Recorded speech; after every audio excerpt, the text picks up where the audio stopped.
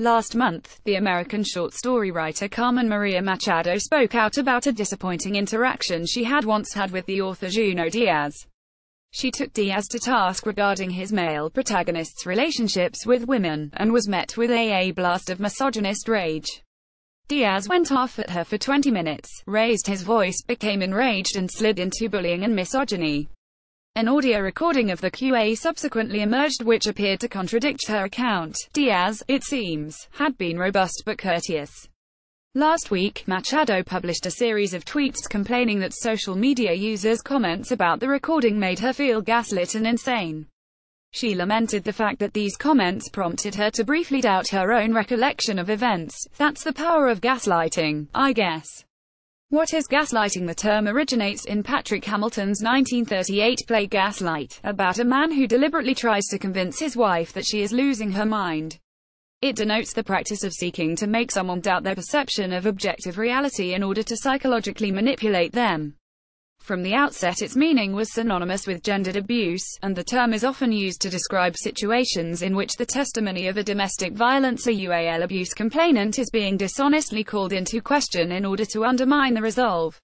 It is a very specific term for a very specific thing. Increasingly, however, the term's usage, particularly on social media, appears to have expanded to encompass pretty much any situation in which two people are in disagreement over the interpretation of a given set of facts. This elasticity is sustained by the fact that, technically speaking, more or less any difference of opinion might legitimately be framed as a dispute over objective reality. But the dishonest and manipulative intent is crucial, and without it the term loses all meaning. Is it fair to say, of the social media users who highlighted the apparent disparity between Machado's account and the recorded conversation, that they were manifestly acting in bad faith, and seeking to either drive her insane or otherwise destabilize her grip on reality? Machado is by no means alone in deploying the term in this loose way.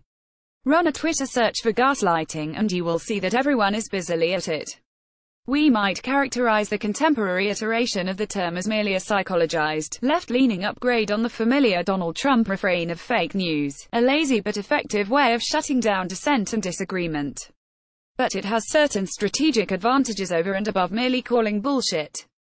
Accusing someone of gaslighting is more powerful than just calling them a liar, because it imputes a presumption of malevolent motives and bad faith amounting to a pathology, to wit, the person isn't just disagreeing with you but actively trying to mess with your mind, because they are sick and twisted, which they must somehow rebut, but not too robustly of course.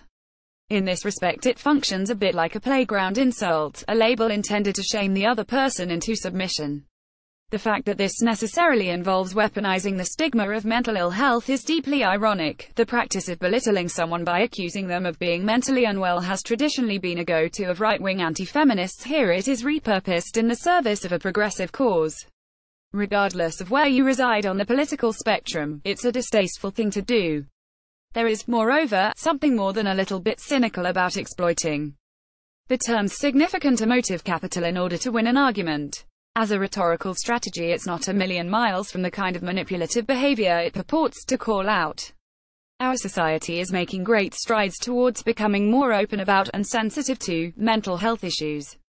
Despite this increased awareness, or possibly because of it, it seems increasingly acceptable to casually co-opt the psychiatric lexicon in order to salve whatever gripe one happens to be nursing. This is in part a consequence of the boom in popular psychology literature, for which John Ronson's The Psychopath Test 2011 remains the avatar. Today everyone is an expert in diagnosing pathologies of one kind or another. Your go-getting boss is a sociopath, the last lover who spurned you was a narcissist, and so on. Hopefully this bizarre fad for compulsively medicalizing everyday human obnoxiousness will, in time, be recognized as a boring cliché, and seen for what it really is, a form of pretentious diction that delivers an easy rhetorical dividend, but ultimately reveals more about the speaker than their intended target. I hope so. Or maybe I don't, really. Maybe I'm just messing with your head. Houman Barakat is a book critic and founding editor of Review 31.